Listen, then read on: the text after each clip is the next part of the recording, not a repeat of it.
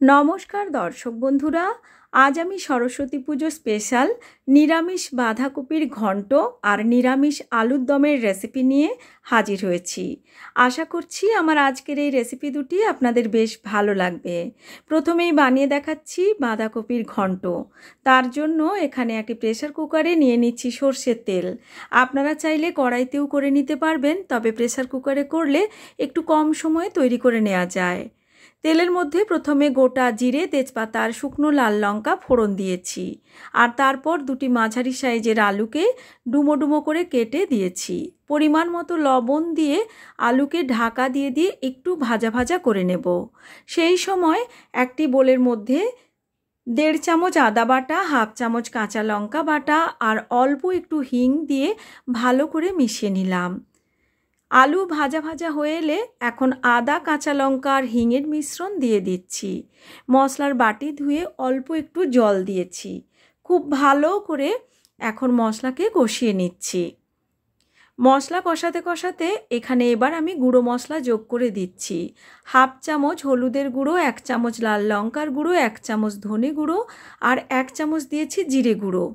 এগুলোকে জলে মিশিয়ে দিয়ে দিলাম। এতে করে মশলা পুড়ে যাওয়ার ভয় থাকবে না, মশলাটা খুব ভালো করে কষিয়ে নেওয়া যাবে। দিয়ে দিলাম বড় সাইজের একটি টমেটো ছোট ছোট টুকরো করে কেটে। পরিমাণ মতো লবণ দিলাম, এতে করে টমেটো বেশ তাড়াতাড়ি নরম হয়ে যাবে। একটু সময় ঢাকা দিয়ে রান্না করব লো ফ্লেমে। দেখুন টমেটো বেশ নরম হয়ে এসেছে। এই সময় আমি প্রায় 1/2 বাটির মতো দিয়ে দিচ্ছি কড়াইশুঁটি।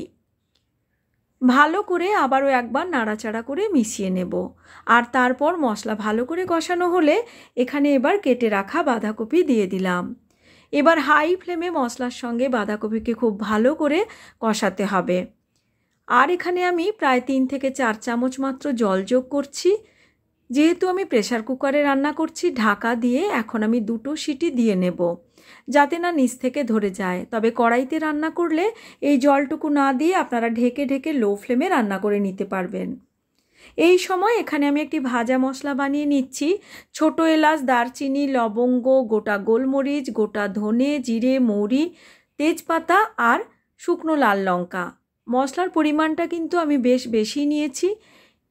এই ভাজা মশলাটি যে কোনো নিরামিষ রান্নায় খুব ভালো হয়। সমস্ত ভাজা মশলা আমি গুঁড়ো করে নিয়েছি। এখান থেকে এই রান্নার জন্য জাস্ট 1 থেকে 1.5 চামচই ব্যবহার করব। এবার দেখুন 2টো সিটি হওয়ার পর যখন ভেপারটা বেরিয়ে গেছে, তখন আমি ঢাকনা খুলে দিয়েছি আর আবারও ফ্লেমটাকে অন করে দিয়েছি। এবার এখানে দিয়ে দিচ্ছি 1 চামচ চিনি আর সেই ভাজা মশলা 1 থেকে 1.5 চামচ মতো। এতে করে সুন্দর একটা ফ্লেভার হয়। আর তারপর এখানে দিয়ে দিচ্ছি 1 চামচ পরিমাণ ঘি। এখন চিনি, ভাজা মশলা আর ঘি দিয়ে ফ্লেম অন করে আবারও 3 থেকে 4 মিনিট খুব ভালো করে হাই ফ্লেমে নাড়াচাড়া করব। দেখুন আমাদের বাঁধাকপির ঘন্ট কিন্তু একদম রেডি হয়ে গেছে।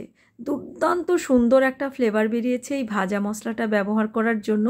এখন ঢাকা দিয়ে ফ্লেম অফ করে স্ট্যান্ডিং টাইমে রেখে দেব। আশা করছি আমার বাঁধাকপির ঘন্টের রেসিপি আপনাদের ভালো লেগেছে। এখন বানিয়ে দেখাবো নিরামিষ আলুর দম।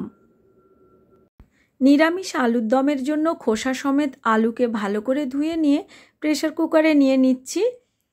পরিমাণ মতো লবণ আর জল দিয়ে আলু সেদ্ধ করে নিচ্ছি। সেই সময় 2 ইঞ্চ পরিমাণ আদার টুকরো, 2-3টে কাঁচা লঙ্কা আর বড় সাইজের 2টি টমেটোকে একসঙ্গে বেটে নিচ্ছি। আলু সেদ্ধ হলে খোসা ছাড়িয়ে নিলাম আর তারপর আলুকে আমরা ভেজে নেব। তার আগে আলুর মধ্যে একটি কাঠি দিয়ে এভাবে একটু ছেদ করে নিলে আলুর ভেতর পর্যন্ত বা আলুর দমের ভেতর পর্যন্ত ভালো করে নুন, তেল, মশলা ঢুকে যেতে পারবে। সমস্ত আলুতে এভাবে কয়েকটা কয়েকটা করে ছেদ করে নিয়েছি। এবার কড়াইতে ভালো করে সর্ষের তেল গরম করে পরিমাণ মতো লবণ আর অল্প হলুদ গুঁড়ো দিয়ে আলুগুলোকে এভাবে লালচে রং করে ভেজে নিতে হবে। তাতে করে আলুর দম অনেক বেশি টেস্টি হয় খেতে। আলু ভাজা হলে তুলে নিলাম। এবার ওই তেলের মধ্যে দিয়ে দেব ফোড়ন। গোটা জিরে, গোটা গরম মশলা দিয়ে দিচ্ছি ফোড়ন হিসেবে।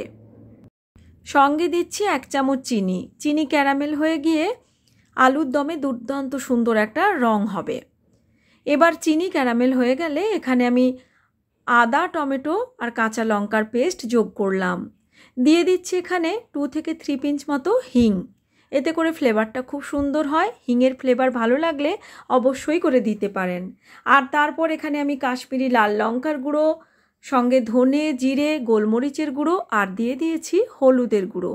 এখানে আমি গোলমরিচের গুঁড়ো ব্যবহার করেছি 1/4 টিস্পুন, আর বাকি সমস্ত মশলা দিয়েছি 1 চামচ করে, আর হলুদের গুঁড়ো দিয়েছি 1/2 চামচ। এবার এখানে অল্প জল দিয়ে সমস্ত মশলাকে খুব ভালো করে কষিয়ে নেব। ততক্ষণ পর্যন্ত মশলা কষিয়ে নেব যতক্ষণ না মশলা থেকে সুন্দরভাবে এভাবে তেল ছেড়ে বেরিয়ে আসছে। এই সময় এখানে আমি প্রায় 10-12টা কাজু আর 1 চামচ চারমগজ ভিজিয়ে রেখেছিলাম, জল দিয়ে মসৃণ করে বেটে যোগ করে দিলাম। খুব ভালো করে আবারও মশলাকে কষিয়ে নিয়েছি। আর তারপর এখানে দিয়ে দিচ্ছি প্রায় 1/4 কাপের মতো টক দই। দইটা দেওয়ার পর লো ফ্লেমে আবারও খুব ভালো করে মশলাকে কষিয়ে নেব। এবার আমি দিয়ে দিচ্ছি পরিমাণ মতো বাকি লবণ। মশলা থেকে আবারও তেল ছেড়ে বেরোনো পর্যন্ত মশলাকে খুব ভালো করে কষিয়ে নিতে হবে। দেখতেই পাচ্ছেন মশলা থেকে সুন্দর তেল ছেড়ে বেরিয়ে এসেছে। এই পর্যায়ে লাল লাল করে ভেজে রাখা আলুগুলো যোগ করে দিলাম। আলুর সঙ্গে মশলাকে এখন 3 থেকে 4 মিনিট খুব ভালো করে কষিয়ে নেব, যাতে মশলার সুন্দর ফ্লেভার আলুর সঙ্গে ভালো করে মিশে যেতে পারে। এই সময় এখানে একটু কসুরি মেথি যোগ করে দিলাম, ছোট চামচের 1 চামচ মতো। হাতের কাছে থাকলে অবশ্যই করে দিতে পারেন। এবার এখানে গ্রেভির জন্য যোগ করে দিলাম গরম জল। জলের পরিমাণটা খুব বেশি দেব না, কারণ এটা মাখো মাখো হলেই খেতে বেশি ভালো হয়। এবার গ্রেভির সঙ্গে আলুকে ফুটতে দিয়েছি, আর তারপর সব শেষের দিকে দিয়ে দিচ্ছি সেই ভাজা মশলা, আর দিচ্ছি 1 চামচ থেকে 1/2 চামচ মতো ঘি। খুব ভালো করে সমস্ত কিছুকে মিশিয়ে নিয়ে 1 মিনিট মতো ঢাকা দিয়ে রান্না করে নিয়েছি। রান্নাতে আর একেবারেই বাকি নেই। সব শেষে এখানে দিয়ে দিলাম ধনে পাতা কুচি, সুন্দর একটা ফ্রেশ ফ্লেভারের জন্য। আমাদের নিরামিষ আলুর দম একদম রেডি। দেখতেই পাচ্ছেন কতটা লোভনীয় দেখতে হয়েছে। আশা করছি আমার আজকের এই দুটি রেসিপি আপনাদের খুব ভালো লেগেছে। ভালো লাগলে লাইক, শেয়ার ও কমেন্ট করার অনুরোধ রইল। Thanks for watching.